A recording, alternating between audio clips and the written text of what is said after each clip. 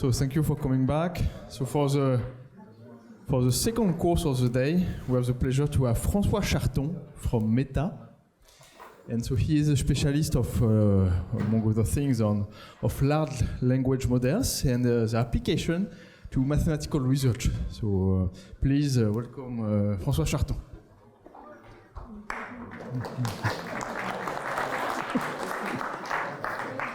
Okay, thank you very much. You hear me? Okay. So I'm Francois Charton. I work in Meta AI and also in École des Ponts. And I'm going to talk about AI for mathematics. So there are different groups doing different things in AI and mathematics. So I won't talk about theorem proving. This is not my thing, but you have to know this exists. There are also people who do AI for numerical application, you know, solving PD by using gradient descent as a minimizer. I don't do that. So I'm interested in symbolic model, and I will soon explain what I mean by that. Language model, so transformer, not very large, well, at least not very large compared to Llama and stuff like that. And I'm mostly interested in mathematical discovery. I'll explain that. So the base idea is transformers. So language models. Transformers were originally an architecture meant for machine translation.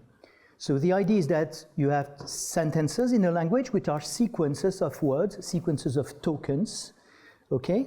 And the model, the translation model learn just from examples to translate from one language into another. They learn how to represent French, they learn how to represent English, and without even the help of a dictionary, they manage to map French into English and translate. And this works. I mean, everything you have on social networks, you know, where you translate automatically a post in Russian or Chinese or whatever, is done by a machine like that. So it works really. Alternatively, and you get the chatbot, ChatGPT and stuff like that, these models can learn to complete a sentence called a prompt and predict the next token. So for instance, you give them a question and they predict the rest and you get a chatbot, ChatGPT, Grok, all that. And actually, since they were invented around 2018, 2019, you know, the big moment for them was 2020, they became state-of-the-art on a very wide range of problems. Right now, you use this architecture to do unsupervised translation, that was the original goal, but also vision, but also speech and music, etc. So the idea, so what are those transformers? So the transformers are sort of magical machines. What they require is that they require sequences, you know, sentences, problem sentences, solution sentences, sentences from a language, sentences to translate. They need a lot of training examples, and they need compute, they need GPU, they are very compute hungry, but they do not require any problem-specific knowledge. So for language, you don't need a linguist anymore, you don't even need a dictionary or a grammar. The model will learn that just from example, just give it a lot of example. They don't need special feature engineering. You don't need to be a sound engineer to use a model like that for sound. The model will learn from example if you give it enough. And they don't need specific kinds of problem. You know, since we used it for language, we noticed that it could be used for pretty much any kind of data, so long you could represent it as sequences. So you see me coming here. The idea is that if you can use it everywhere, why not use it for math? And the original idea, which dates from 2019, was, okay, you can think of solving a math problem as a translation task. You basically translate a problem into its solution. A problem, you know, sentence in mathematics, you can write the mathematical sentence. If you can write it, you can make it a sentence. You can say it, you can write it. The solution is also a sentence, so why not translate one into the other? Just by showing the model lots of examples. And there are reasons why this might work. So first, math is really a language. There's nothing special that differentiates it from natural language. It's relatively easy to generate lots of examples in math, so you don't need to crawl the web. You can create as many examples as you want. So this idea of translation, you know, might work. On the other hand, it seems totally stupid because learning math from examples only, who does that? We don't learn math from examples. You can't even learn addition and multiplication just from example. You've got to be told the rules. And higher maths, come on, be serious. Without rules and theory, math is all about rules and theory. And also there was prior work on transformer and previous architecture which shows they are terrible at very simple problem of math. They have a lot of difficulty doing addition, multiplication. Now they can do addition, but we had to work a lot for that. Multiplication is tough if the number gets long. So, you know, it wasn't certain. So before I get into it, and after a discussion with two people here yesterday night, I thought I'd say a few things about supervised learning, which is what we are going to do when I say I train a model. So this is a very, very brief presentation of what, you know, neural nets, what language models do.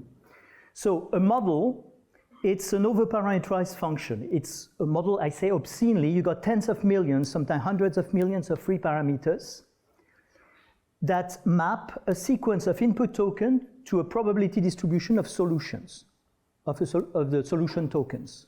Okay, so it's something you give it an input, and it predicts how likely are every words in the solution.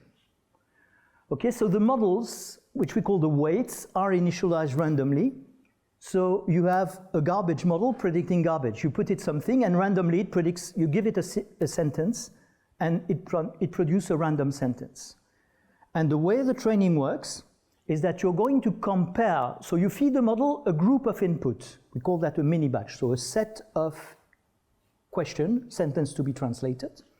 The model is going to predict a number of translation, which will start being totally garbage because the weights are random. And you will calculate a loss function that calculates the distance between the prediction, the correct solution that you have, this is what I call it supervised, given the input and given the weights, okay? And the magic of it is that, so for transformer, this function is usually something we call the cross entropy. So basically the cross entropy says whether each token is right or wrong, and it's weighted by the entropy of the words. So the cross entropy is just something say, okay, it got this word right, it got this word wrong, etc. It doesn't know any math, any language, anything, it's very basic. And the thing is that the loss is usually you take a derivable function or a partially derivable function, and you can compute the gradient of the loss with respect to the weights. Okay, so the idea is that you give input to the machine, it predicts outputs, you calculate a loss between the outputs and what you want, what you actually want. From this, you calculate a gradient, which is how much the weights should move in order to improve that, and you make a very small step, which is called the learning rate, in that direction. At that time, your weights have changed a little, but it's still garbage. So you feed up a new set of input and repeat. And you repeat that millions of times, and you can do this very quickly because everything is parallelized on the GPU, so it goes fast. And this is how model learns. And why it learns, nobody understands, but it works. Well, in many cases, it seems to work. Okay, so the idea is that you change the model world so as to slightly reduce the loss, and for cross entropy, it amounts to just increasing the probability of predicting the correct token. So you nudge the system and saying, by the way, the first token was supposed to be the, or cat, or whatever. So just increase the probability of cat, and that's good. That goes for this sum. Okay, so you repeat that, you bring in a new mini batch, you repeat, and every once in a while, so you'll see, I often use the word epoch. An epoch is after, 300,000 examples, etc., I take a brand new held out test set that has not been seen at training, and I evaluate the model on it. And there I do math. I see if the model is good or bad on that. And okay, so this is more or less what it looks like. If you have questions or want to interrupt, please, there's no problem about that. But that's my one slide description of machine learning. I'm happy to talk after the, I don't want to give a talk on transformers or architecture, but I'm there all the week, so if you want to talk, there's no problem about that. Okay, so I'm going to start by the original paper. So that was a paper written with Guillaume in 2019. And Guillaume was finishing, he was one of the inventors of this unsupervised translation during his PhD thesis. After that, now he's one of the creators of Mistral. So he's been going back to that, but he was finishing his PhD. It was 2 months before defense, and he wanted to do something fun and new about language. And we had this discussion, and we said, what could we apply it? And we thought, math would be fun because you can have as many examples as you want, and it's like language. So that was the original idea. And for the first paper, it's called Deep Learning for Symbolic Mathematics, we studied two problems of symbolic mathematics. Symbolic integration, so you get a function, you want to find the symbolic integral, the antiderivative up to a constant, or first or second order ordinary differential equation, again symbolic, so you get an equation and you want one solution. Okay, the point with those two problems is that they're advanced enough, they're taught as late high school or university level. They're non-trivial even for trained mathematician. I suppose nobody can integrate those two guys in their head. We need papers, etc. It's more complicated than it seems. It's also hard for computer algebra. For integration, you got an algorithm, RISH, but it's notoriously difficult to implement. It's never fully implemented, in fact. And it also involves pattern recognition. When you want to calculate an integral, if you see a square root 1 plus x2, you know that there's a certain form in the integral. If you see sines and cosines, you know that there will be tricks in the integral and stuff like that. And we knew that transformers and neural nets are very good at pattern recognition. So it looked like a good fit, if you like. So there are three steps if you want to do that. You need to turn the mathematics into sequences, the problems and solution as sequences of tokens, because this is what the transformer process. Then you're going to need to generate all those examples of problems and solution. And finally, you're going to train and evaluate the models. So how do you represent input and output? Here, the input and the output is a function. The equation from a differential equation, I remove the equals 0, so it's just a function. So you want to represent a function. A function, you can always represent it as a tree, right? An abstract syntax tree or a parse tree. It's very classical. And when you have a tree, you can enumerate it into a sequence. So that was a general idea. So you see on the left, you have a very simple mathematical expression, 2 plus 3 times 5 plus 2. It's very easy to represent as the following tree. You've obviously seen that before. If you get a little more creative on the language, and you add a few tokens, then you can add x, a new function, cosine and power, and then you get a fairly more complicated function. But nothing prevents you from going further into calculus and inventing, a new operator, which is the round D for derivation, and then you can calculate, you can write, the wave equation or something like that. And so a lot of mathematical objects can be represented this way as trees. In our case, all functions can be done this way. And of course, once you have a sequence, you can enumerate it. Once you have a tree, you can enumerate it into a sequence. So we use, pre-order enumeration or Polish notation. You start from the root, parent before child, left subtree, right subtree. So here, start from the root plus 2 times 3 plus 5, 2, etc. And you can go on with everything, so you're ready for the transformer. So, tokenization, as we call it, so representing everything as sequence was very, very easy in this case. The next thing is to generate training data. So for this, I want millions, tens of millions typically, of problems and solutions, so function and their symbolic integrals, or differential equation and one solution. So the obvious idea, which I call the forward method, you generate a random function f. So how do you generate a random function? Well, functions are trees. So you generate a random tree, random unary binary tree, and decorate all the nodes by the operators you want and the leaves by x, y, or values or parameters. Okay? We use a set of operations, so that's the Liouville elementary functions, so exponential, logarithm, trig and inverse, square root, powers, etc. So a small set of functions. We could add more or less. It's not really important. And the variable, the leaves are either the variable x or integers between -5 and 5. So it was a fairly small set of functions. So you could generate a random function, and then you use an external tool, in this case SymPy, to compute the integral. You have a pair, small f, big F. You add it to the training set, rinse, repeat 10 million times, and there you go. You have a training set. You take a little bit of the training set, add it as a test set to verify your thing. Yep. Maybe you talked about it later, but why do you take the answers, like the capital F, as expected outputs and not the solution steps?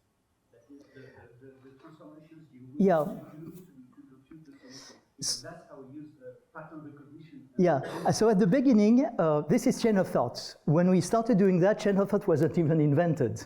And the thing is that we thought of the translation. You know, when you translate from one language into another, when machines translate from one language into another, they don't think about the grammar. They just have the input and the output. So the bet here was that you could do everything end to end. Yeah, it's not the same. I mean, I don't see the analogy with the grammar. It's more. So the idea here in all this, we're always trying to work end to end. So you have a problem, a solution, and you want to see if you can learn the solution from the problem without explaining anything. It's just from the examples. You can say it's the game, basically. So that's the thing we're trying to achieve here. Yep. So you could have, instead of trying to integrate, you could have like started with random functions, derived yes. random functions, and then revert everything. Right? So that's the next slide. Okay. So the problem with this generation method, you know, it's very nice. You generate a function, but it's slow. It's very slow because SymPy is slow to integrate. And it's limited to the integral that SymPy can solve. And not everything can be solved. So this was the natural idea. But very soon we thought, okay, we have a better method, which we call the backward method. And this is exactly what you said. Instead of generating small f, you can generate big F and calculate the derivative f, small f. And this is much, much, much faster and easy to implement. But there are other ways. You know, here's another way. You could use integration by part. So integration by part would work exactly like backward. You generate two random functions, big F, small g, big F, big G. You compute the derivative and you add them. And then you memorize everything you've done. If by chance you see a small f, big G, then you get big F, small g for free. Okay, so you get, it's like an accelerator. It looks totally inefficient, but you will see it's actually quite useful.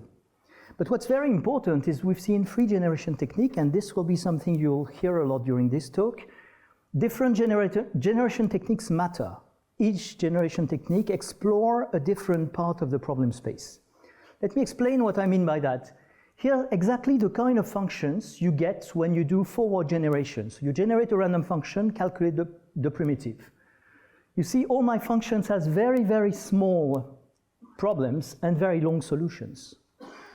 Now do the backward. Even after simplification, you've got long problem and small solutions. You can see that forward and backward are very different. So we're not exploring, we want everything in the end, but we're not training on the same thing. And that was the main reason for integration by parts. Integration by part is much more balanced. Okay, so there are different ways to generate the data that will generate different training sets, different test sets, and these test sets train on different parts of the problem space, and as we will see, this does matter. So just to give you quickly an idea about ordinary differential equation, because symbolic integration, it's easy to generate data. How do you do it for ODE? So for ODE, there's no forward method, you know, generating and having a machine that symbolically integrates. This would be terrible. So you want a backward method, so you want to generate an ODE that has, you want to generate a solution and find an ODE. You don't want to be too obvious. If you're too obvious and you can read the solution inside the integral, you know, you could say y prime equals something, but then you're not solving an ODE, you're just doing integration. So the way we do it is that you can think of solution of first order of ODE as defined up to a constant. So I'm going to start with a solution which is a function of two variables, y equal fc. Okay? And I will calculate those guys in such a way that it's very easy to invert it, to solve in C. Basically, I will have a tree with only one C or something like that. So I can calculate a new function which is fxy equals C. And then if I calculate the differential of that with respect to x, I get something like this, which is a differential equation solved by f, by small f. And this is interesting, showing you on an example. Here's an example. You get a function which is x log c on x equals y. Solving with respect to c gives you the big F here. Differentiate, simplify. You get a very nice differential equation, the solution of which is absolutely not obvious, you know, at least for a machine. It's not easy to see unless you've already seen this equation that this works this way. This was the way we did it. This to say that backward generation is sometime, and we'll see that again, sometime very necessary. So we ended up with 5 data sets between 20 and 40 million. So forward integration, so forward, backward integration by part data sets, and ODE first order, ODE second order. Okay, so we created large data set, and now we're going to train models. So the models are transformed. Yep. Your model at the previous slide. Your model are trained on all these all these 2 sets of problems. So each model is trained on a specific problem, on a specific data set. So I have a model for forward, a model for backward, a model. I want to compare them. I want to look at the impact of the training sets.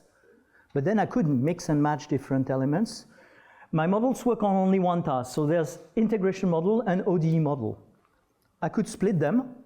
The model would probably learn the 2 tasks separately, but it would probably be slower because they have less examples.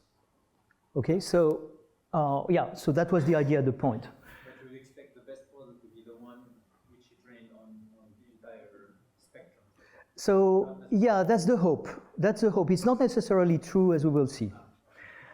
So the architecture, we have something called an encoder-decoder architecture, which was the original transformer. So basically you have 2 transformers, one transformer for the input language, one transformer for the output language. So the left transformer, which is a sequence of layers, will take the sentence, say in English, and transform it into some kind of abstract high-dimensional representation, while the rightmost, which is a decoder, will take this abstract element and predict the tokens, the solution, character by character. So it will first predict the first value, the first word in the translation, and then you feed it back with the input plus the first word, and then predict the second, and so on. Okay, it's called an autoregressive transformer. So this is, yeah. So let me, and finally, there's something that you can do. The model, as I said, is predicting, token by token. Instead of predicting just one solution, it's very cheap. The model actually predicts a probability distribution of the next token. So instead of predicting just one, you could predict 5 or 10. So this is called beam search. So these models have one thing which is nice. Instead of giving you one answer, it's very cheap to provide 5 or 10. And so long you have a way to verify, you need to have a verifier for the answers. If you can verify the answers, you could say it's correct if the model has several guesses in a way. ChatGPT, things like this work this way. When you ask them, they usually figure out 5 or 6 answers to your question. Why do they do that? Because there might be one answer which is something Google, Meta, others don't want you to read because it's very offensive or whatever. So those guys will disappear and you still have an answer. So that's the way it works. So there's beam search. Anyway, once you have trained the model, so on a regular basis, every 300,000 cases, we are going to evaluate those models. So you see the way the models are trained, they're just trying to predict the next token or things like that. So the model knows absolutely nothing about the underlying mathematics. For them, it could be a language task like any other. At evaluation, you want to do math. So you are going to work on held out examples, so examples that were never seen at training, or the model might memorize them and you don't want that. And the model must be verified using an external tool. So here we use SymPy, because the solution is not unique. Integration is up to an integration constant. So for symbolic integration, you compute the derivative of the solution, subtract from the input, and reduce to verify that it is 0. It can fail. You've got that famous Richardson theorem that says you cannot never totally simplify to 0. So yeah, your accuracy is a little lower than what it is really, but you never have a false positive. You only have false negative. Okay. And for ODE, that's the same. You feed the solution into the equation, you reduce. If you get 0, you won. Else, you've lost. Okay, so for the results, you remember I have 5 models trained on 5 different values. Beam size is the number of guesses the model had. So the 3 first are the integration data sets. So on integration, you can see that even with one guess, the model can guess between 94 and 98% of the test set. And it's better on the backward because if you remember, I had twice as many examples than on the 2 others. So that's probably the only reason. But the model is way over 90%, so the model is very good at predicting. For ODE, and so beam size helps. If you have more guesses, it works better, but usually the first guess is good enough. If you go for ordinary differential equations, so first order differential equation, you're at 77, 78% accuracy, so you could predict 78% of the test example, which is pretty good. But if you give the model several chances, then you'll get to 90 or something, and it's especially important for order 2. So you can see there's a form of logic. Integration is easier than integrating differential equation, and yeah, it's also easier for the model. But basically, it works. And this was surprising. We never expected such results. This seems abnormal. What's even more abnormal is that we compare to computer algebra systems, so Mathematica, MATLAB, Maple. And Mathematica was the best one of the lots. We give it 30 seconds to calculate. If you give it 2 hours, you get 2% more. And Mathematica is around 85%, where we are at 98 and stuff like that. So you can see that I'm not claiming we do better, but we do as good. So that was the main conclusion of this first paper that said, nobody believed that when we started it, so we were everywhere. That got us a bit famous. But the funny thing was that you can train just from example to do two difficult tasks of mathematics, integrating functions and calculating differential equations. And you can achieve, well, basically the state of the art of, or at least a very good level at integration model, computer algebra. So yeah, that was a bit surprising. So let's push a little. Here you see my models. I train my models on generated data. And then I test them on examples that were not seen during training. So I'm not cheating. The model has not seen the example I used for test. But the examples I use from tests come from the same data sets, so from the same generator as the examples I use for training.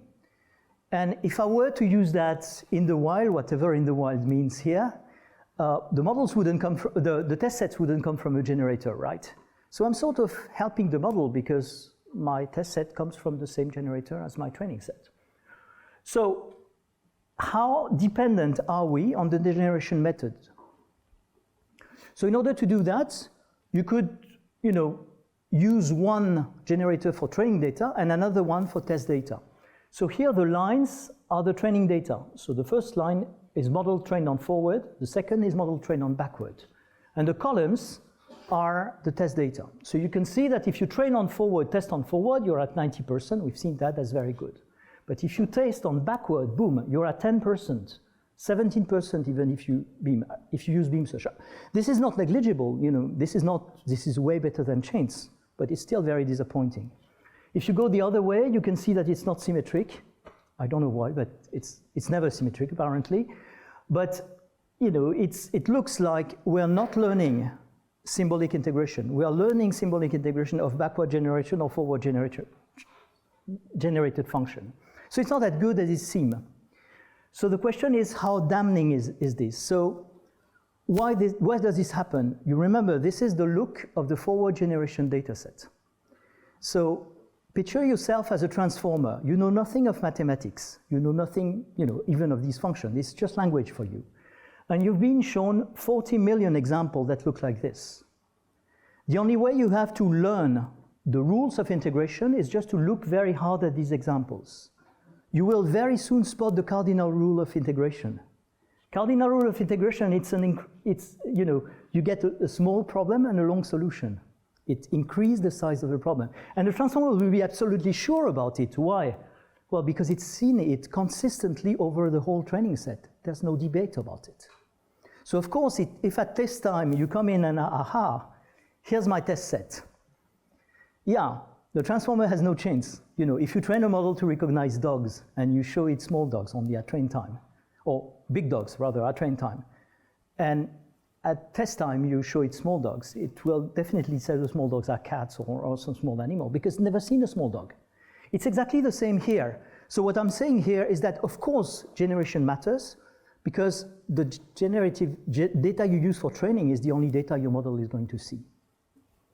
So Yeah. If they just go on one of these tables, like the previous one maybe it's easier. So if I find like a function for which it's forward, but it's short on the left and short on the right, it's likely to be incorrect in the prediction. So probably the model, you know, the 10% or the 17% of correct prediction of the model were exactly that case. It was a case where the model, you know, the solution was short enough for the model to manage. Okay. I think so. Like it's very much like I don't know, a picture of a cow on the beach. Yeah, exactly. That's exactly the story. If you show a picture of a cow on the beach, the model will classify it as a camel because it's never seen a cow on the beach. And yeah, this is exactly it. So the fun thing is that you get integration by part, and this is, you know, actually we invented integration by part after when we noticed this. So I'm retelling the story, but integration by part stands in the middle. So what happens if you train on forward and test on integration by part? You see forward, if you test on forward 90%, backward 10%, but integration by part you're back at very close to 90%. So it's not about the generator, it's about how close they are. The model can generalize, it just cannot generalize far away from the training distribution. Okay? And of course, if you want to do much better, you could mix backward and integration by part. So if you mix several generators, well, you'll get better things because the model will have seen more diversity during training. Okay, so that was our first paper on it. That was 5 years ago or 6 years ago. The main takeaways is, first, it works, and this was a surprise. Transformers can be trained just from example and achieve state-of-the-art performance on problems of math which are not research mathematics, but are relatively difficult already. The second thing is that we know that data generation really matters, and there are different methods, and you have to be, you know, you have to think before you generate, or think about how you're going to generate. And out-of-domain generalization, i.e. generalizing to examples that are different or very different from the example you see at training, can be an issue. It's not always a damning issue. We show that with integration by part, but it can be an issue and it must be addressed. Okay, so that was our very first paper. So the next year, with Amaury Hayat, who's a control scientist in École des Ponts, we wanted to address, you know, a similar problem, but a slightly more complicated one. Because after all, integration is, you know, it's very undergrad, so it's easy math. In the end, I want to do research math. So here we were thinking, okay, let's look at differential systems. So a differential system, it's a system of n first-order differential equation in n variables. So something you can write, you know, dx on dt equal f of x, where f is a mapping from Rn into Rn. Yep. And so I have this differential system. When f of x equals 0, equilibria can happen. I'm on a critical point. And I have this spectral mapping theorem, which says that if I calculate the Jacobian, which is, you know, the matrix of partial differentials of the function f with respect to all the variable, it's a matrix. I can calculate its complex eigenvalues because it's not symmetric. If they all have negative real part, then the equilibrium is stable, and the largest real part is the speed of convergence. So, you know, it's something a little more advanced than integration. It's still math we know how to solve, but it's closer to graduate level mathematics or something like that. So the idea was that could we train a transformer to predict this? I give you a system, can you predict me the speed of convergence, or whether it converges? So what you ask the model to do that is that you start with the system, you compute a Jacobian, so this is a symbolic operation. Then you're going to do something numerical. You're going to evaluate it at the equilibrium and compute eigenvalues and take the largest one. So, you know, we wanted to make it a little more difficult for the machine. And much to our surprise, it turned out to be an easier problem. You know, the first model we tried, even very small models here, could achieve, so on systems of degree 2 to degree 6, you see the largest model we tried had 87% correct prediction on average in that case. So correct prediction here means that you can calculate the convergence speed within 10%. We could have, you know, have higher things, but that was the idea here. And so models, even small model, when you train them, they manage to predict. So they manage to do something much more complicated than integration, something which is not just pattern matching. They managed to calculate all that. So that was a second surprise. Yep. Yep. When you have on your next slide degree, what do you mean That's the number of equations in the system. Number of equations, number of variables. And you could have a cos of sin of tan? Yeah, we could have anything. We generate random function with the trees. So the functions are not necessarily polynomials or something easy. Yep. That also applies to your first part. But do you have a way of somehow quantifying the rules of freedom of your generator? So yes, you can. Yes, you can. You can always, because you can, for instance, change the probabilities of different operators. You can say you want less exponential than plus or minus when you generate the tree.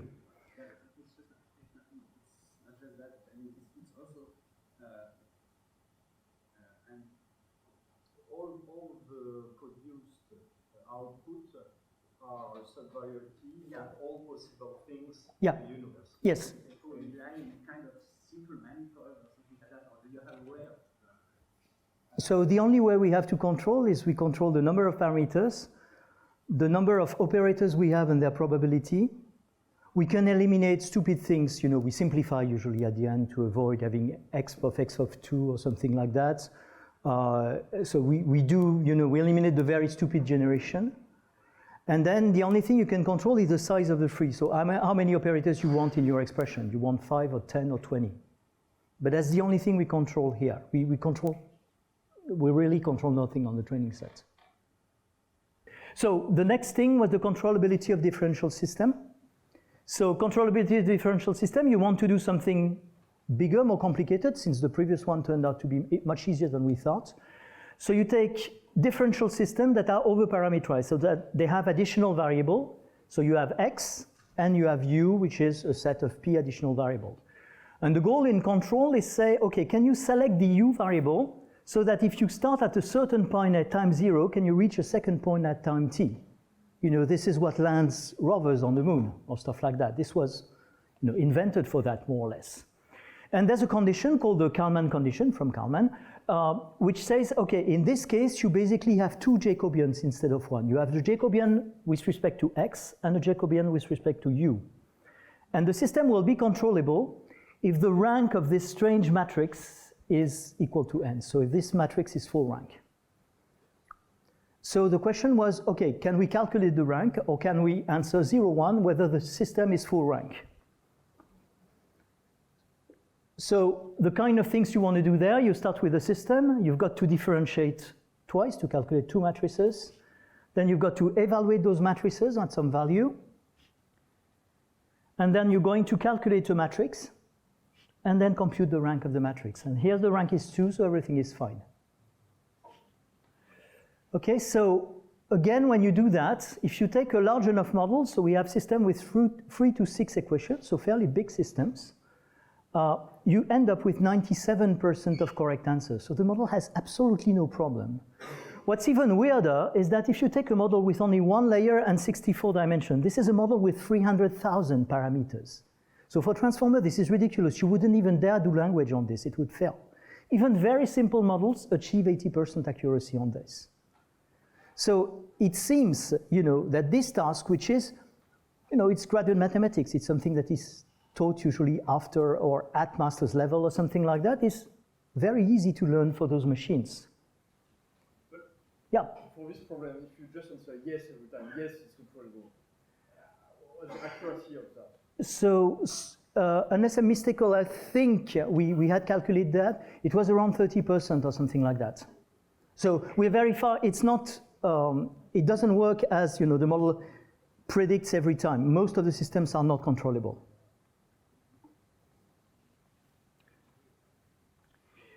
So, okay, since we were doing crazy things, we went for the hardest we could find on this subject, which is if you have a controllable system, you might want to find a feedback matrix, a control matrix.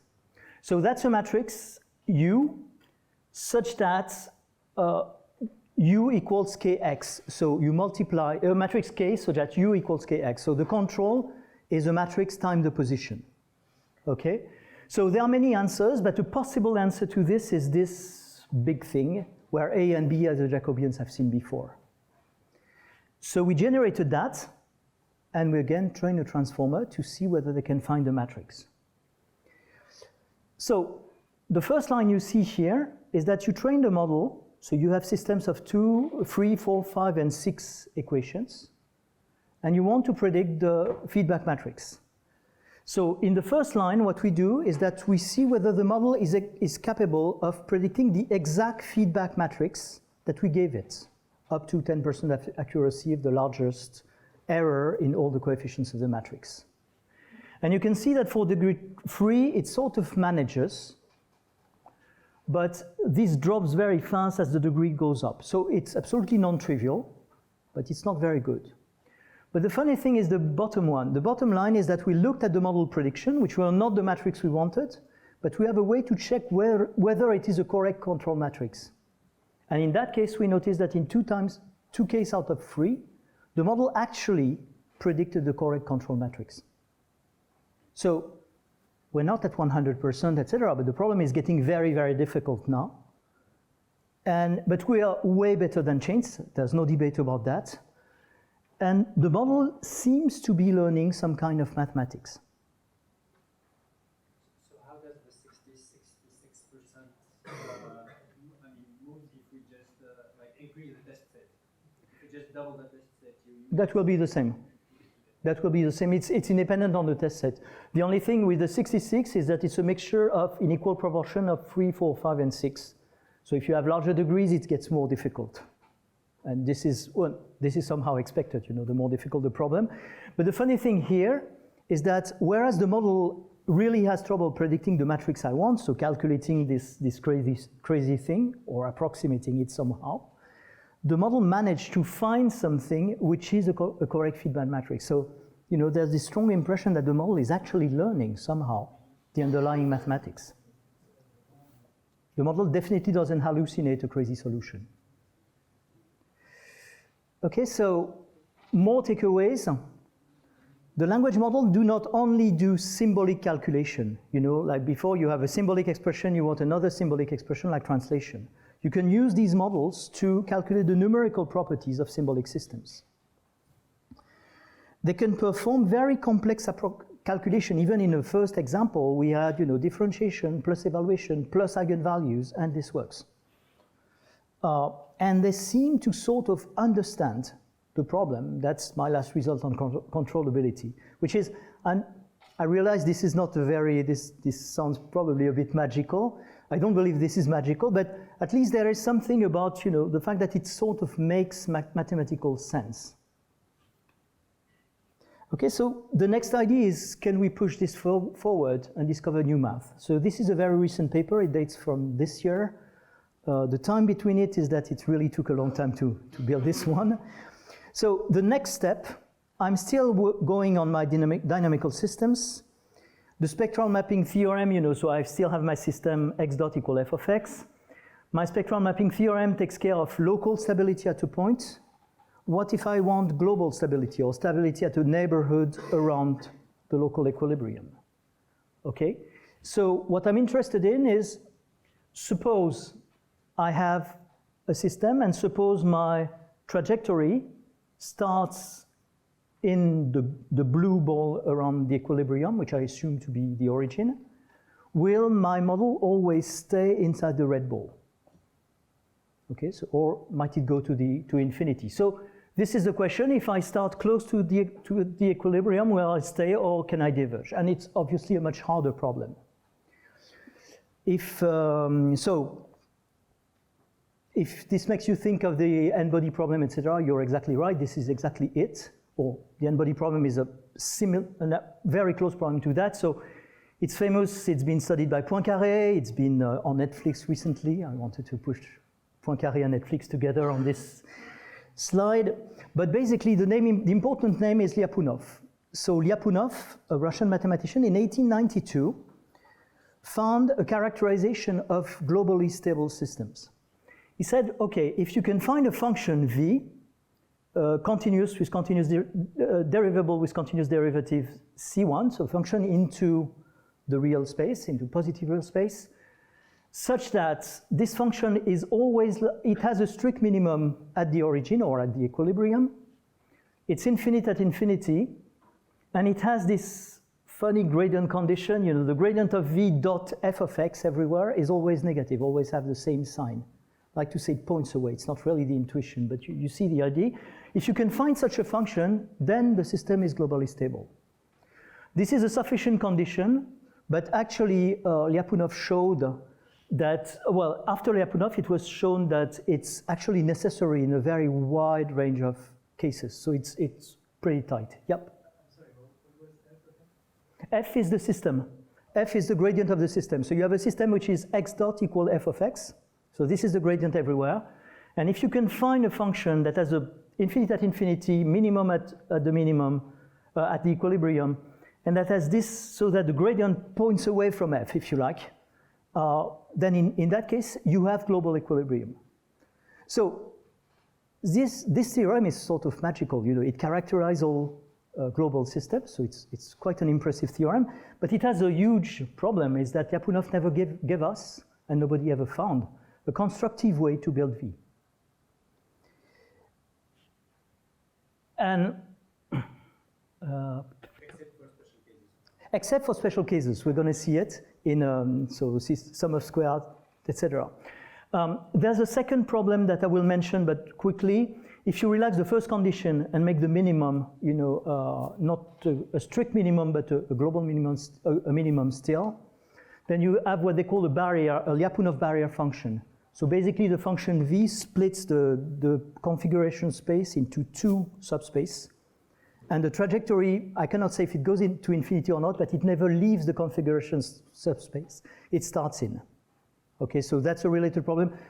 It's not very important, but we'll mention it. So a Lyapunov function, so here's the example of a Lyapunov function for a very simple system. So x0, so two-dimensional. So x0 dot equal 2x1 square and x1 dot equal, okay. Our model will find a function like this. It's a sum of square function in this case. So this is one of the easy cases. And you can show here that, you know, the conditions are verified. Okay? And the problem is that you have no general methods for constructing Lyapunov functions. There are methods for small polynomial system with a low degree having a sum of square Lyapunov function. And there's a tool for that called source tools, maybe a few others, but there are tools for those. But it's only for small polynomial systems. The system becomes very, very power hungry, calculation hungry, if you increase the size of the system. And it's not even all polynomial systems, because in 2011, it was shown that you can find polynomial systems that have non-sum of square Lyapunov functions. So it's not even all the globally stable functions. So we can solve it in easy case, but the general case is unknown.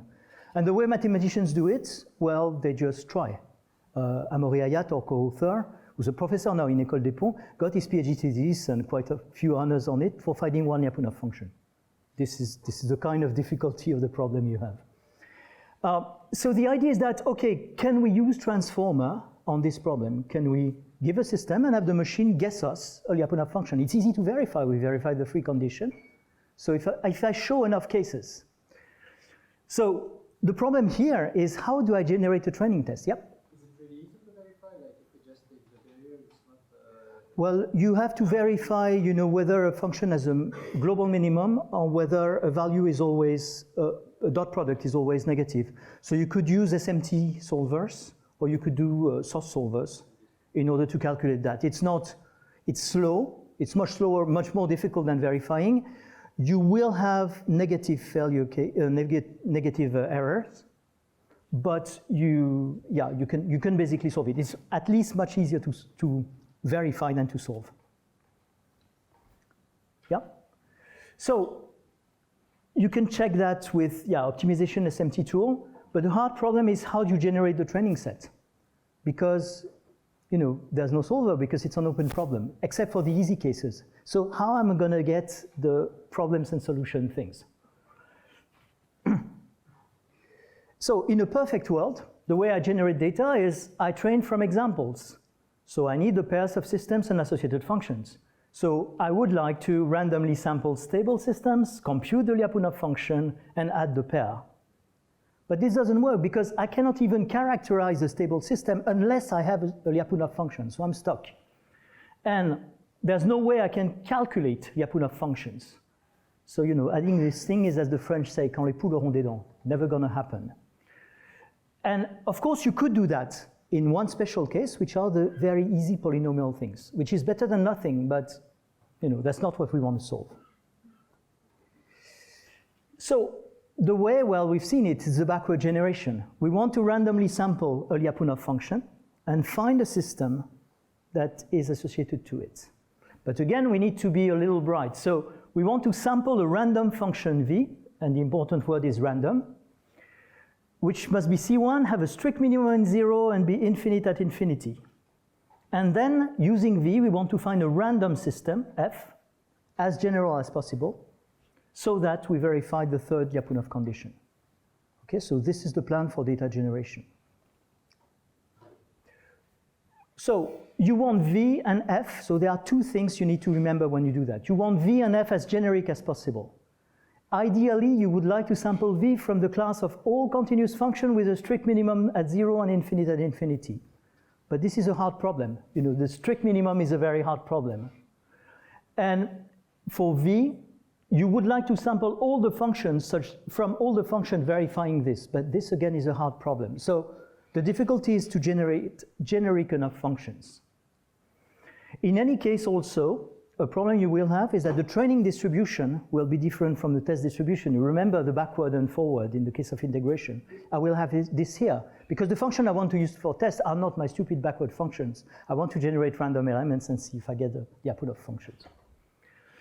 The other thing is that I need to be a little bright when I generate my systems, because I want the model to learn to solve the Lyapunov problem and not learn to reverse the generating procedure.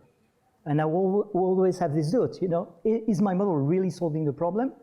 Or has it just been clever and learned how to inverse the method I had to generate? So to give you a very stupid example of that, suppose you want to calculate the real roots of polynomial with integer coefficients. It's very easy to generate backwards. You generate the coefficient and you write p of x equal x minus 2, x minus 5, x minus 7. Of course, if you give this to the system is not going to learn to inverse. It's just going to learn to read 2, 5, and 7. If you develop, then you're back and the system has a hard time doing that. So we have this kind of problem all the time. So I'll be a bit quick on this one. So technically, how do you do this? So infinite at infinity is not difficult. The problem is a strict minimum at 0. So it's a trick that has been used before us. The way you do that is that you write v as v proper, which has a minimum at 0 in a strict minimum at 0 in a fairly large class. So basically a positive definite polynomial or something like that. And you add an increasing function that has a minimum at 0, but not necessarily maximum. So you have a fairly large family of v doing that. Okay, so this is the kind of function you get. It's a bit complicated. It took a while to invent, but anyway. The next thing is that, okay, now I have v. How do I find f? So I want nabla v dot f always negative. There's an obvious solution. F of x equals minus nabla v. This would work. But of course, you don't want that, because now finding v from f amounts to integrating f. We are solving a different problem, an easier problem, one we already know how to solve, you know, integration, symbolic integration. So we're no longer solving the right problem. So one way to do that is we could multiply this solution, the nabla f, by multiplying each coordinate by a random positive function. So in that case, you know, we scale everything in different ways using a random function, so there's no way the model will find the random function. So we're making the problem more difficult. But this is not enough. This is not enough because if you do that, it's not generic enough. You would like to have a function that has this shape plus a wx, which belongs to the hyperplane of, you know, the tangent hyperplane of nabla v. So functions which don't change anything to the value of nabla v. Yeah? So for this, you need to generate a normal hyperplane and generate basis and add random function. But again, it's full of pitfalls. If you do this stupidly and use Gram-Schmidt, you're going to reveal the structure of V by this factor that will never simplify.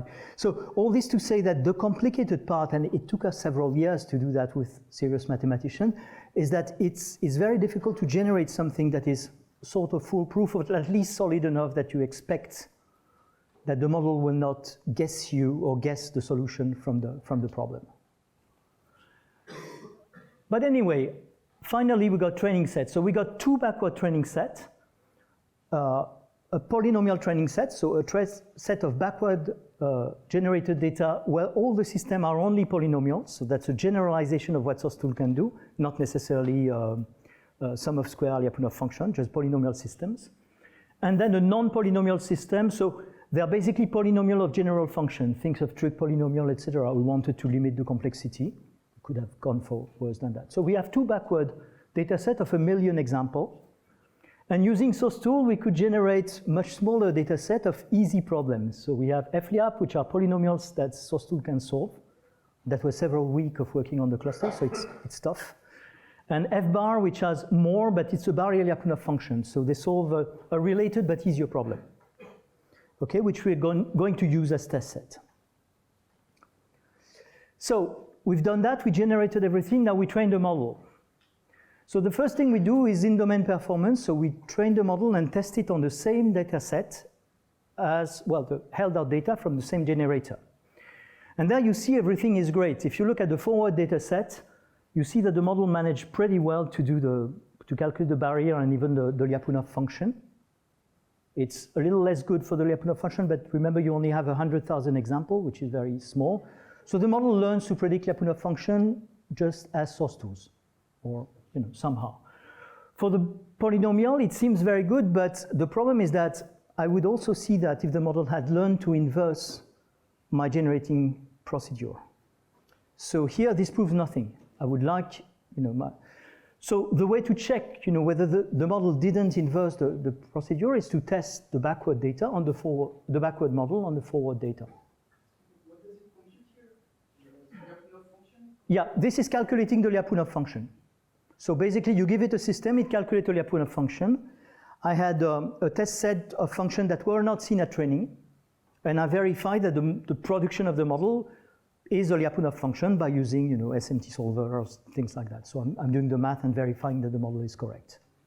Okay, so what you see here is that so long you're on the training distribution, it seems to work. But this is not enough because since you use a backward method to generate, it's quite possible that the model just learned to invert your generating procedure. So that's the heart of the problem. So the actual litmus test is the out of distribution performance. So in this case, what you want to do is that you train the model on backward and you test it on forward, or you test forward on backward, the same way. So the model cannot cheat because the forward data set were not generated with the same procedure as the training set. On the other hand, it's harder because the model is out of distribution. So I know I have to pay a penalty because my training distribution is different from my test distribution. Remember, that was my backward and forward problem. So what you see here is that if you train on backward and test on forward, you get 75% accuracy, which is, pretty good, in the sense that the model has really learned to calculate Lyapunov function for systems that have nothing to do with the one it saw at training. So the model works. So this seems to work. And we're attacking an open problem here, so it's, yeah. For the forward data set, the forward data set suffers a lot when predicting the backward. It suffers from the difficulty of generating out of distribution. So one reason for that is the forward data set are very, very small. So because they're very small, it's, maybe they didn't have enough example. Maybe with more example it would work. So I tested also the backward data set on FLIAP, which are the Lyapunov problem, and FBAR, which is the barrier Lyapunov function. So some of the barrier Lyapunov function are Lyapunov function, but the performance goes down because the problem will not generalize to a problem that is related but slightly different from the one it was trained on, which is, only fair. Yep. So I'm sort of happy with this because, I had all these complicated generating methods, and after all, I managed to predict 75% of my test sets generated with a different way of polynomial test sets, etc. I'm only testing on polynomial system. I don't know what it does on non-polynomial system. This will come after. But so far, I'm relatively happy. What I notice is that my performance is probably weakened by the fact that my training data has a different distribution than my test data. So the next idea was to improve this. And to improve this, we use a technique that was used in other places, which is called priming. So when you want to generalize out of distribution, a trick that usually works is that you need to add a very small number of examples from the right distribution. Basically, if the model has never seen, you remember my forward and backward for the integration. If the machine has never seen a long problem with a short solution or the other way around during training, it will not invent one for me. But if I add just a few of those in the training set, it helps a lot. So there's a lot of benefit from that. This has been noticed in other cases. So here we can take a few examples from the source tool generated data, not from the data set, but we could have a few easy examples that the model can solve, and this often happens in mathematics. And what you see here is what happens if you had 2 million set between 30 and 30,000, or between 10 and 10,000 examples, either from the barrier data or from the Lyapunov. So same problem, related problem. And you can see that if you add only 300 barrier functions, the performance both on FLAP and FBAR go up very fast. So we have a trick to improve the performance, which is if you have a few problems you know how to solve, just dump them into the data set. You don't need many. In this case, it's a 0.1% or something like that. It's very, very small, but you got an improvement from that. Okay, so that's a comparison with the models that existed, source tools and all that when you use them. So it's much better than the state of the art, but okay. So where are we now? So we have model trained on backward data set that generalize to generic polynomial system that source tool can solve. Okay? We can improve the performance, the out of distribution performance, by using priming, and we do better than existing AI method. So that's pretty good. But have I really solved an open problem? Well, not really. I only solved the polynomial system that source tool can solve. So tout ça pour ça. We're not exactly there. So the next step is, well, what we call into the wild. So the idea is that how do we test, polynomials that we don't know how to solve? Well, we can generate them and see if the model works and test them. The problem we have here is that we don't have a baseline. We absolutely don't know how many of those systems are globally stable. So we don't know whether our performance is good or bad. We can only compare. But that's the best we can do. So we generated polynomial system of degree 2 and 3, 2 to 5, and non-polynomial systems. And we generated, 60,000 or 20,000 examples, and ran our backward trained model on those and tested the result with priming, with all that.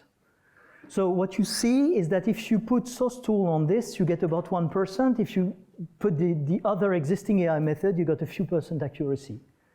Whether this is good or bad, we don't know, because we don't know how many of those are globally stable. But actually on this, with a mixture of polynomial, the best system we have reach about 10% of accuracy. So that's much better than the competition. We don't know if it's very good. We do, maybe that's the best we can do, and we found all the Lyapunov function there were. Maybe the real number is 40%. We have no idea. But it suggests the functions we find here are the functions that no other method can solve. So we are getting closer to open problems. Okay, this is very, I think, pretty encouraging. For those 11%, you check so those are really the systems for which you found the Lyapunov function that's checked to be. That was checked to be. So actually you have, this SMT penalty. Maybe SMT didn't, sometimes it fails. And so I have false negative that would be on top of that. But these one I'm sure were Lyapunov function, were correct Lyapunov functions. So it really looks like we're getting very close to solving an open problem with that. And with always the same method, just from examples, no knowledge on control system on Lyapunov. So this really seems to work. So just on, yeah. If the Lyapunov function has a size 50, for instance, and you ask for a big size of 60, what would be the next 10 empty symbols that the system would provide? Oh, the system generates an end of sentence at one moment. So we read until the system says finished. So the system has a special word for saying, okay, I'm done. That's. No, they're not unique. It's finding one Lyapunov function. And here I verify it is a correct Lyapunov function, not necessarily the one I wanted. It's one. But during the training, how a transformer can know which Lyapunov function? It doesn't. You just give it an example. That's the best you can do.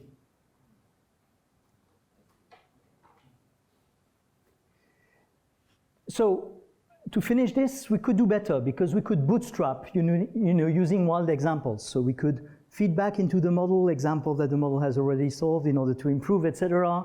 And if you do that, if you have 1,000 wild examples to prime it, well, you get, 1% more or 2% more, etc. So there are more tricks that can be used. I mean, this could probably be improved. But we're getting into something pretty interesting. So to finish with Lyapunov, what have we learned? We can discover the solution of an open problem. We can do it for random systems that no one can solve. What we cannot do, and we'd like to do now, is to try to solve interesting systems. The random system is just a random system. It would be interesting to take problem that makes sense for specialists and see how well we do on those. It might be different from the random thing. The main learning is that data generation is the hard part, and you need mathematicians for that. So this is the kind of discovery which is not just AI, you need the mathematicians to build the generating procedure. The litmus test, it's really the into the wild test sets. So you need to generate problem, but then you don't have a baseline. This is the only way you can really test that the model is not cheating. And a lot of techniques like priming, bootstrapping, and all the things that are getting fashionable these days in reasoning, RLHF, TPO, etc., all the things they use to train ChatGPT and all that could probably be used there. So I mean, we can probably improve these kind of solutions. Yeah. Okay, I think I'm going to skip the physics because, yeah, I have a nice subject in theoretical physics, but that might be a bit long. Well, might be back if I have a few minutes at the end. So I'd like to show you something totally different in terms of, so that's another paper from this year, which is called Pattern Boost, which was written with Jordi Williamson, Jordan Ellenberg, and Adam Wagner in combinatorics. So far, what we've seen is end-to-end problem solving. So I give a problem, and I want the model to translate the problem into a solution. And to answer to go back to your question of a while ago, I'm not telling the model what to do or trying to train it to do something. I'm just give a lot of problem and solution and see if it can manage to learn something that allows it to translate. It's not always what you want to do. And a different use of AI would be to try to generate interesting solution to a given problem. So the first thing I want to quote is a paper from 2021 from Adam Wagner, which was called Construction in Combinatorics via Neural Networks. So Adam Wagner is a graph theorist, and he used a neural net, exactly reinforcement learning, to try to find counterexamples to conjectures. There are lots of conjectures in graph theory, and he selected like 12 different conjectures. And he said, okay, let me try to get a model to be rewarded if it gets closer and closer and closer to the conjecture, to the hard case of the conjecture. And if he can find, he hoped he could find counterexample. The story goes he didn't find one single counterexample. It failed badly. But he managed to prove, to save almost all, at least half of the case he had, into working counterexample just by looking at what the model predicted. So here is an example. So this is a conjecture that was a bit, 10 years old from Auschich and Hennenfent on graphs, which says that if you have a connected graph with 4 vertices or more, a diameter d, so diameter is the max distance between vertices, proximity, the average distance between nodes, pi, and the spectral distance, which is the eigenvalue of distance matrix, given in some way, there's this kind of relation between the distribution of the eigenvalues and the proximity. And this should be always larger than 0. What is round? A D round is the distribution of the eigenvalues sorted by order. So it says that 2D on 3 eigenvalues are larger than, it says something about the distribution of the eigenvalues. How many eigenvalues in the tail of the distribution are... Okay. Because I try to understand how this is not a sum of positive numbers. This is not a sum. You take the n's in the list. So it means all the guys below are like that. Okay. That was the way the conjecture worked. And so for this specific conjecture, the model tried to find a counterexample, but it failed. But all the failed solution had this kind of look. So you could see kind of a flower with a central node, two long tails, and a lot of petals. And this is not a counterexample, but Adam, who's a graph theorist, seeing that, could build this counterexample, which is the correct one. And you can see the link, it had understood, the importance of the central node, the petals and all that, and this is the case. So this was kind of an intuition, and I find it funny, it's a case where you train AI to generate, so we're really talking generative AI here, to generate interesting cases, and it managed to help mathematical intuition in such a way that the mathematician can finish the proof. So I'd like to show an example where we did that. So it was a paper this year called Discovering Optimal Construction, Pattern Boost, by Jordi Williamson, Adam Wagner, and Jordan Ellenberg. So we wanted to do, so the idea is that we do combinatorics here, or extremal graph, or stuff like that. So you want to find discrete objects that maximize some kind of quantity. So, there's a famous problem. You want to find the largest graph with n nodes that has no cycle of 4. Okay, so you add nodes, node, you add edges, so long you don't have a cycle of 4. This is a very well-studied problem. You'd like to see the largest set of points on an n-cubed grid with no 5 points on the sphere. This is an Erdős problem, an old Erdős problem. You might want to find the smallest subset of a d-dimensional hypercube with diameter d or things like that. Okay, so in this case, you want to generate interesting solution, and we want to use a model to do that. So how do you do this? The intuition behind Pattern Boost is that all the good solutions have kind of an air of family, they all look alike. So if I show a lot of good solution to the model can use this and learn something about them to generate more good solution and hopefully better solution. And those better solutions, we could feed them back into the model so as to improve the model. And the hope is that the model will generate even better solution and we can bootstrap ourselves this way. Okay? So the idea is that you generate, say, 1 million solutions to the problem, candidate solution. You keep the 100,000 best, you train a model on that. Then you use this trained model to generate 100 or 1 million more solutions. You keep the 100,000 best, etc.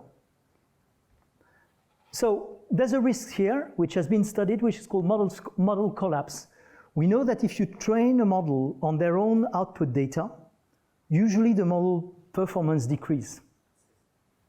Because after a moment, there's a lack of diversity in the example, and the model falls victim to its idiosyncrasies or something like that.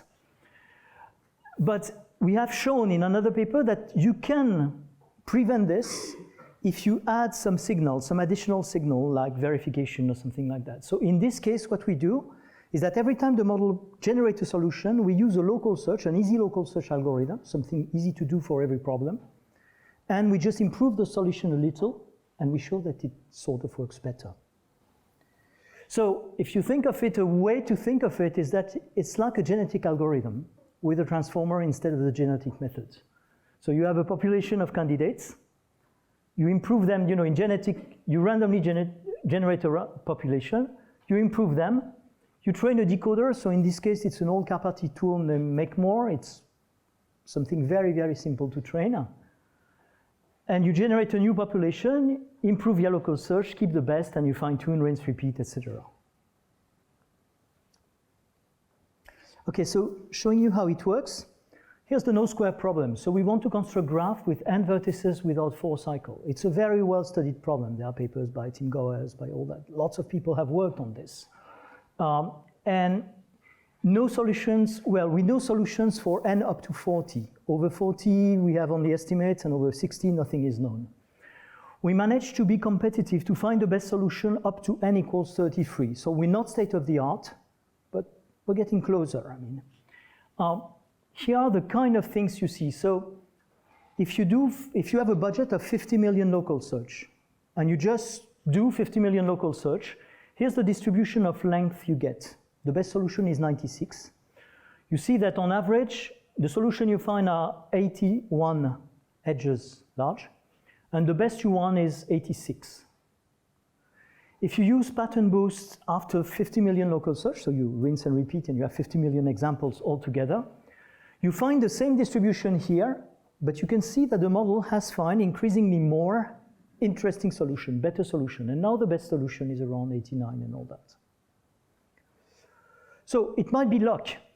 So this is the learning curve. So here you've got the number of edges of the best 10,000 solutions generated after each generation of pattern boost. And you see the curves going up. And what you see is that the two best curves, if it was random, the curve would cross each other. Here you have curves that get better, and the two curves that get an edge keep getting an edge. So it shows that the model is really learning something. It's just not random search. And you can see that the guys who finally found the best solution is the blue one. It's the much best one. So clearly, something is being learned about the problem. It's not glorified random search. Okay, and a last thing is that this is just an initial paper, but obviously you can get a lot better if you improve the model. So we took the first model we could find. We didn't care about tokenization. So the way we tokenize a graph is just, we have the adjacency matrix, which is a triangular matrix of zeros and one. We encode it as with BPA, so encoding long sequences of those guys, so words, lots of zeros, 1, 1, etc., stuff like that. And we just let the model predict. If you use a small transformer, after 50 million local search, you get to 91. And here's the distribution. So here's what you have in the local search, number of solutions. Here's what you have with the naive implementation of pattern boost. If you improve the tokenizer, you can see the improvement. So if you add mathematics inside, if you have a better tokenizer, if you have a larger model too, you can get a lot better. So we very much suspect that this is a first proof, but this can be generalized to many combinatorics problems and improved a lot. So yeah, this is something that might matter. So finally, what we noticed is that on hard problem and hard well-studied problem, like no square graph, we were competitive. For the no sphere case, no 5 point on a sphere in n cube, we found a very funny solution because people have studied this, but not very hard. And people have solution for n equals 7, n equals 8, n equals 1, but for n equals 6, it was absolutely certain that the solution was 17. And the people who knew the subject, Ellenberg and all that, combinatorists, were pretty sure about it. And we managed to find, much to their surprise, a 17. So the model sometimes can find a weird solution this way. It took a week or something, so it takes a while, but that was doable. And for D hypercube with diameter D, we managed to solve a conjecture out of that. So that was Adam. So you see there are such models. Got 10 minutes. You have questions? You want me to talk about physics? It's up to you. Yeah. In one of your last pictures, you had angles, or do you have an explanation on the shape? Oh yeah. I'm sorry about the shape. The shape is due to the fact that when the solution improve, so the values improve by integers. There's no. The values are discrete. The number of edges is either 86, 87, 88. And what happens is that it's very difficult, once everybody is at 88, finding the first 89 is very difficult. And there's kind of, once you start having 89s, the problem is that when the model has never seen a graph with 89 edge, it has very little chance of finding one because it's never seen one. It even doesn't know it exists. So the first 89 is always the hardest to find. And once you have just 100, 289, it's very difficult to get. So there's always a lull when everybody ends at 87, 88, where the model needs to get started from the next type of graph. This is something that we probably could have improved by having a better way of generating. But this is this is a problem when you learn something discrete, because the model needs to, if it has never seen a large enough graph, it's more difficult to learn one. So physics or questions? Up to you. Well, I love physics. Yeah. So you were talking about learning discrete things. Did you try or have an opinion on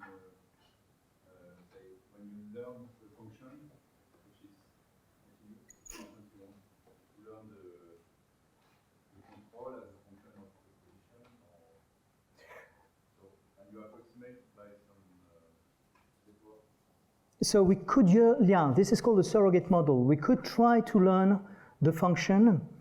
In this case, I think the information about the function is very, very sparse, because basically this function is just the number of edges in the graph. So it's going to be relatively difficult to... You learn the solution of the partial differential equation. Yeah, so this could be done. This would be a totally different approach. I don't know how it would work in a discrete case like this one. I have to say I don't know that well enough. One thing we want to improve, though, is that right now the way we improve the model is just by showing better examples. And we think that if instead of showing just better examples, we give it preference, like they do in DPO, like they do in large language model, by saying, okay, this is a graph that is better, this is a graph that is worse. Good graphs, but providing them with an intuition on how much better, how much worse they are, we sort of believe this would help the model better. So we would improve the learning. It amounts to learning something about instead of learning what a good graph is, a 0-1 signal, we would have a signal which will be a little more, have a little more values, better or worse. That's the best we could do. So you mentioned also that tokenizing was important. Yes. For instance, an expression was represented as a tree. So if I could have tokenized like linearly, right? Yeah. So this would be... So here, what we noticed is that if you tokenize naively by just having a set of zeros and one, and in order to not to have a too big sequence of zeros and one, which would be very complicated to learn, you pack groups of zeros and groups of one into groups of the same size. Then what you observe is that the model has a difficulty generating triangular matrices of the right size. The model doesn't know how to count how many tokens it has generated.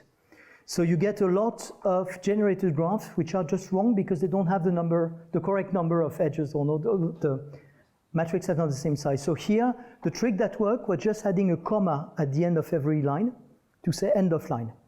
So you just add this little thing, and this allows the model to know when it has finished or not, and this boosts terribly the performance.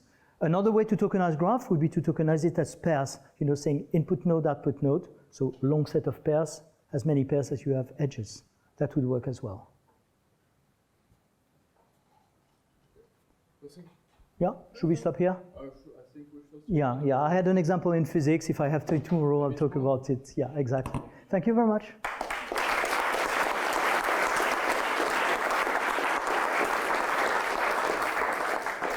So, more questions for Francois?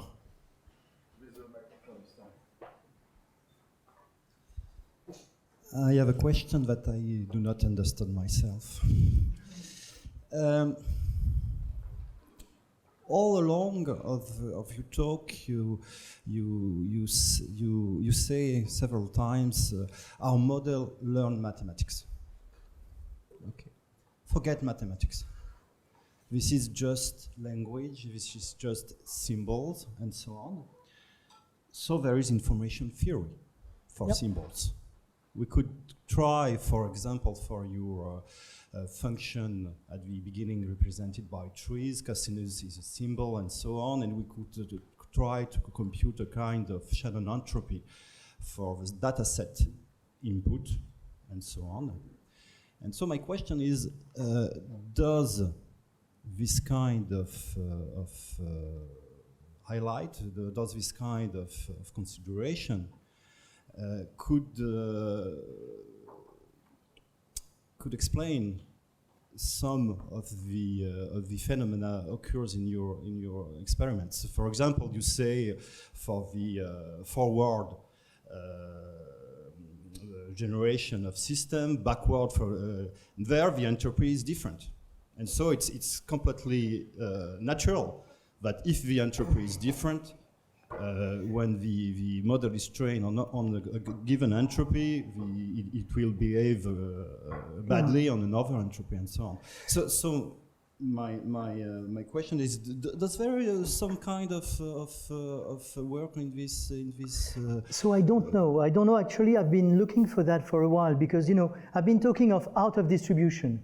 And everybody understands when I say it's a different distribution, but what's a different distribution of problems? We don't even have a measure on the space of possible problems and solutions and all that. It's not problems, it's strings. And for Yeah. strings, there is information theory. Yeah, so we could use information theory on strings, but the thing is that, are we looking at the information on the problem or just the information on the tokenizer or a mix of the two? So I would agree that we would need that. I would agree that we would definitely need some theory to be done on that. So far, what I notice is that there's very little in learning theory and all that. Very few people have worked on that. In the beginning, some 30 years ago, there was all that rage about Vapnik-Chervoninski's dimension, which called Kolmogorov complexity, Solomonov, and all that. But that was more, a basis for the proofs they provided. I don't think anyone pushed this forward, or at least I don't know of anything like this. But I totally agree with you that this would be terribly useful. So a problem is NP if it's easy to solve and easy to check. It's NP if it's easy to check but not that easy to solve. So today you're telling us that if the problem is easy to check and I generate enough solutions, it's gonna be easy to solve as well. This is what you're selling. Right? I'm not selling this always happens. I'm saying that if I have a problem that is easy enough to check, not too hard to check, then you can try this approach to learn from examples. I'm not guaranteeing this works every time, but this might work. The thing is that it's sort of logical, you can have, because NP is always, it's an extremal thing, it's something, the worst problem, etc. You can have case where you can achieve, I make no statement about the fact that the worst, the most difficult problem in this class is doable, not doable, etc. This I don't know. I'm saying some problems that are very hard to solve by humans might be able to be learned by tools like that just from examples. That's all I'm saying. But yeah, the very NP hard problem, the problem that are very hard to verify, you need a verifier for this to work because everything is supervised.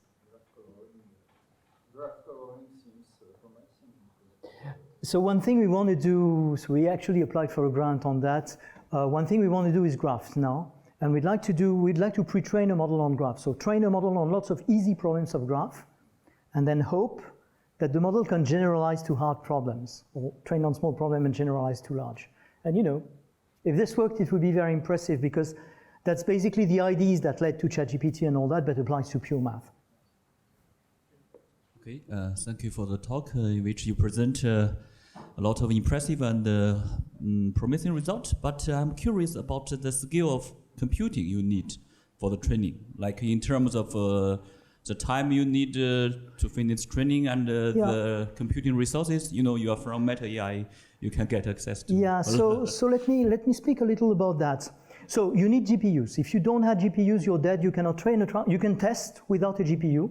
You can generate without a GPU if you have a fairly large CPU cluster. Generation depends. Sometimes generation is very fast.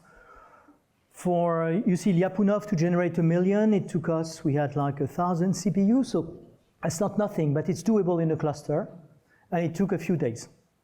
For the GPU, the models here are very small. The model have less than 100 million parameters. So for the simplest models, you can run that on a gamer's machine, a 2,000 euros machine. With a GPU, you could do this. Where you really need a cluster these days is that those models are full of hyperparameters, how many layers, how many dimensions, attention heads, lots of things. So generally, it doesn't work the first time.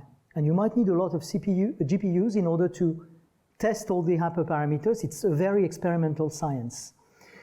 So the bottom line here is saying you don't need to have the Meta or OpenAI or Google computing architecture to do that. You don't need the H100 that costs bombs. You don't have to have millions in computes to do this.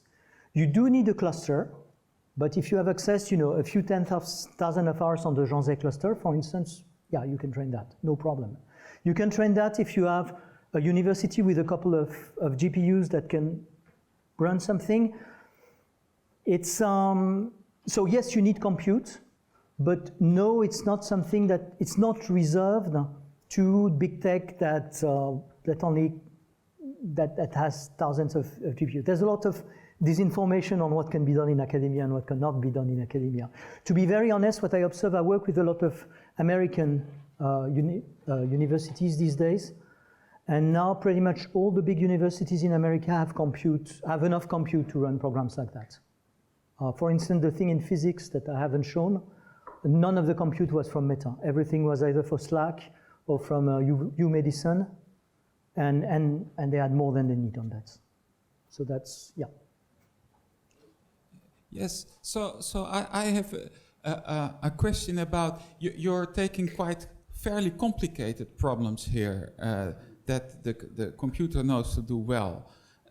So I would be interested in seeing if you take much simpler problems. If you take, for instance, just something like multiplication and you give it a lot of examples of 10 by 10 digit multiplications, can you predict how well does it work in that case? You must be able to do it to some extent, in the sense that in integration, this is also happening to some extent, right? Yeah, so my answer is come back tomorrow, because tomorrow I'm doing arithmetic. So today I wanted to showcase, how you do mathematical discovery.